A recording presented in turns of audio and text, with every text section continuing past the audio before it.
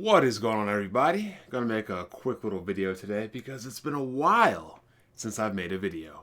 As usual, be sure to check out my channel, Black Bond. Be sure to check out the members of the Weapon Wheel podcast, including Broken Games HD, Jack Move Johnny, Kid Smooth, Jimmy B Gaming, Blandrew, Mocha on Twitch, and of course myself. And if you are interested in supporting the podcast, we do have a Patreon. And he interrupts me right in the middle of a video. As I was saying, we do have a Patreon. If you feel like that you want to give us support, you are not obligated to do so. But if you want to, here it is. And if you want to support us even more, or hell, support Jack even more, be sure to check out Jiggy Merch. He's got a lot of good things rolling over there. Got the Jiggy Battle League too, so that's always fun to check out. And also be sure to check out the Weapon Wheel podcast Sundays at 6 o'clock. Latest episode was episode 272, the 4K Nintendo Switch Pro, Aliens, Fireteam, Elden Ring, Marvel's Avengers, Outriders, and some other good topics.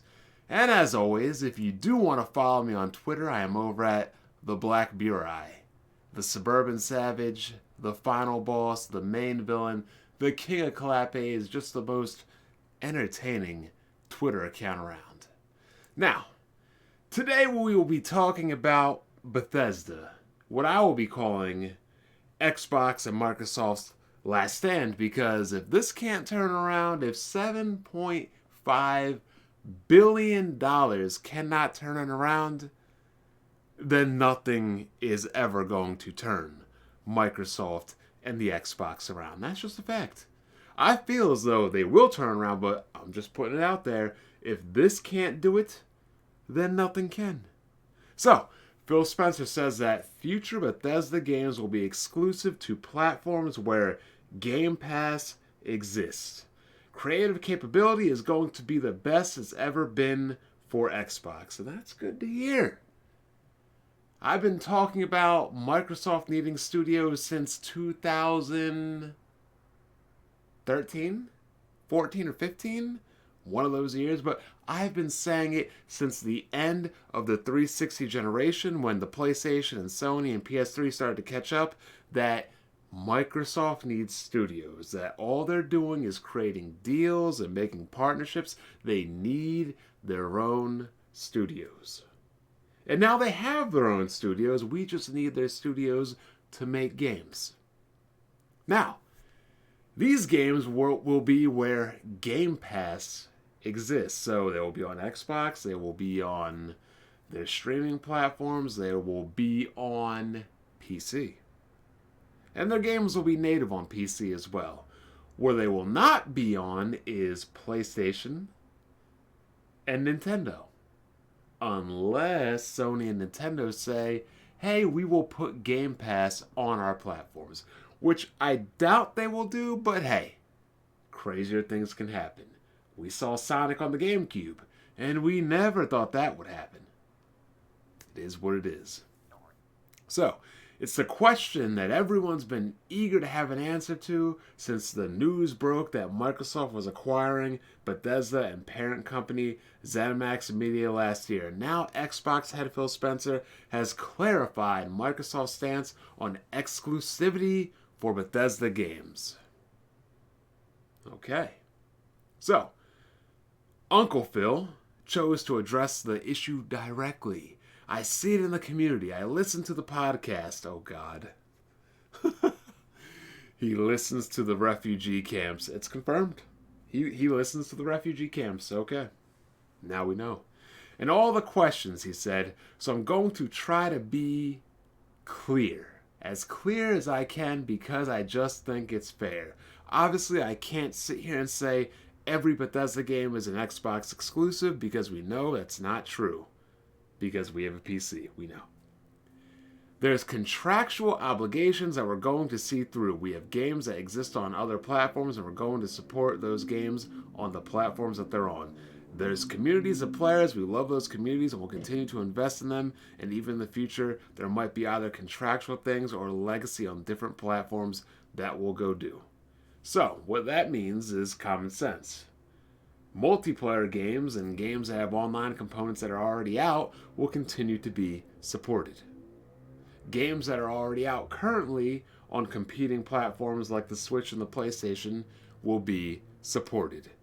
Newer projects and newer IPs that aren't already contractually obligated will only be on Game Pass platforms, i.e., the PC and Xbox. Now, I know a lot of people may be angry, they may be upset, they may be whining and crying, but bruh, come on.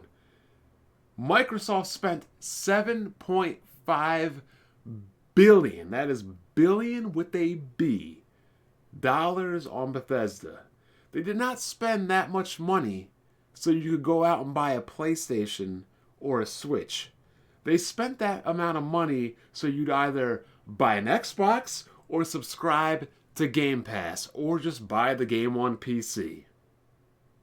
One way or another. They don't want you buying a Switch or a PlayStation. It is what it is, people. So you're going to have to man up. You're going to have to buy a PC. You're going to have to buy an Xbox. You're going to have to buy a Series X or a Series S. One way or another. If you want to play these games, that's what you're going to have to do.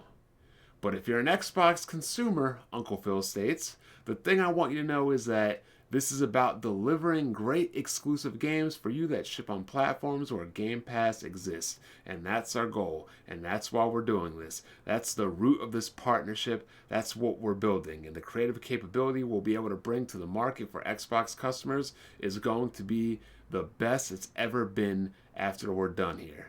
And I disagree with this because this is not a partnership.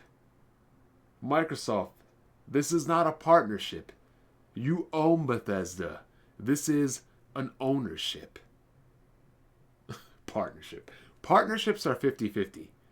You own them 100-0. There's no 70-30 stake, 60-40 stake. There is no partnership. You own Bethesda. So, well, let's act like it and just talk like it. They're yours. So, like I stated before at the beginning of this video, this is pretty much Microsoft's last stand. Not to say that they're in danger of going out of business or anything, but this is their last real chance to be competitive.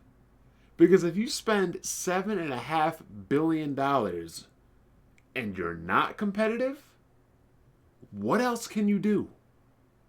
If this strategy with Bethesda right here does not work, if them buying up a bunch of studios prior to Bethesda does not work, quite literally, I have to ask, what is it can they do? Honestly, nothing. Now, in my opinion, they may not beat PlayStation. They might not outsell PlayStation. They might not outsell Nintendo or beat out Nintendo, but they are going to be more competitive.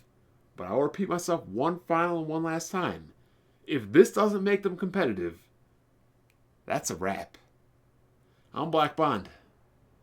I don't particularly care about Bethesda games, but I will be playing the next Doom on my PC. I'll catch you guys next time.